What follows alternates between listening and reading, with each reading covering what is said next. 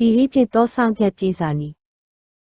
ရှိတုံးကတစ်ပင်ကြီးတွေပေါရောက်တဲ့တော့အုပ်ကြီးတစ်ခုရဲ့အနီးမှာတီရီဆိုတဲ့မိန်းကလေးတစ်ဦးနေထားပါတယ်။တီရီဟာထက်မြက်ပြီးထွက်လက်တဲ့မိန်းကလေးတစ်ဦးဖြစ်ပေမဲ့သူမမှာအားနည်းချက်တစ်ခုရှိပါတယ်။အဲ့ဒါကတော့ပဲအရာကိုမဆိုးစိတ်မရှိပဲအမြန်လိုကြည်တတ်တာပါပဲ။တီရီဟာရက်ကခတ်တဲ့အခါမှာလဲချီမြင်လေးတွေနည်းနည်းလေးရှုပ်သွားတာနဲ့စိတ်တူပြီးချီမြင်တွေကိုဆွဲဖြတ်ပစ်တတ်ပါတယ်။ဘာလို့ဒီလောက်ကြာနေရတာလဲချက်ချင်းပြီးသွားရင်ပဲလောက်ကောင်းမလဲလို့သူမကအမြင်မြည်သွားလေးရှိပါတယ်ဒီနေ့မှတော့တီရီဟာစိတ်ရှုပ်ရှုပ်နဲ့တော့အုပ်ထဲကိုလမ်းလျှောက်ထွက်လာခဲ့ပါတယ်သူမဟာတော့နဲ့ထဲကိုရောက်သွားတဲ့အခါထူးဆန်းတဲ့အသံတစ်ခုကိုကြားလိုက်ရပါတယ်အဲ့ဒါဟာအကူအညီတောင်းနေတဲ့ညီးသွားတန်လေးတစ်ခုပါအသံလာရာစီကိုသွားကြည့်လိုက်တဲ့အခါစုပင်တွေကြားမှာမြင့်နေတဲ့အလွန်လက်ပပြီးကြီးမားတဲ့ခက်ချုံခဲ့ကြီးတကောက်ကိုတွေ့လိုက်ရပါတယ်။ထိုကက်ကြီးရဲ့နာမည်ကဇာနီဖြစ်ပါတယ်။ဇာနီဟာအတောက်ပတ်တွေစူးညိနေလို့မလုံနိုင်ပဲဖြစ်နေရှာပါတယ်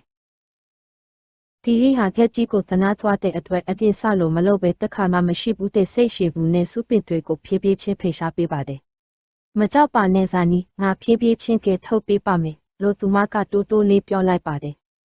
။စုပင်တွေကြားကလူမြောက်သွားတဲ့အခါဇာနီဟာအတောက်ပတ်တွေကိုခါရလိုက်ပါတယ်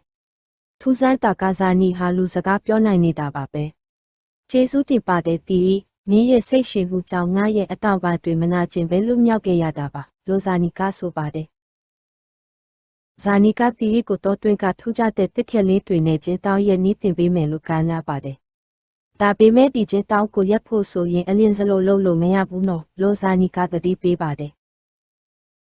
တီရီဟာတစ်ခက်လေးတွေကိုစတင်ရက်လို့တဲ့အခါတစ်ခက်တွေကမှကြောလွန်းလို့လက်နာလာပါတယ်။သူမဟာအရင်လိုပဲပြစ်ချလိုက်ခြင်းတဲ့စိတ်ပေါ်လာပြပါတယ်။ဒါကြီးကအရန်ဖြတ်တာပဲဘယ်တော့မှပြီးမှမဟုတ်လို့သူမကဆိုပါတယ်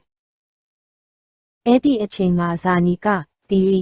ဖြည်းဖြည်းချင်းလို့ပါတစ်ခက်တစ်ခုချင်းစီကိုမြစ်တာနဲ့စိတ်ရှည်မှုထည့်ပြီးရမှအကောင်းဆုံးအရာတစ်ခုဖြစ်လာမှာပါလို့အားပေးပါတယ်။တီရီလေးအသက်ကိုပြင်းပြင်းရှုပြီးစိတ်ကိုအေးအေးထားကဆက်လက်ရက်လုပ်ခဲ့ပါတယ်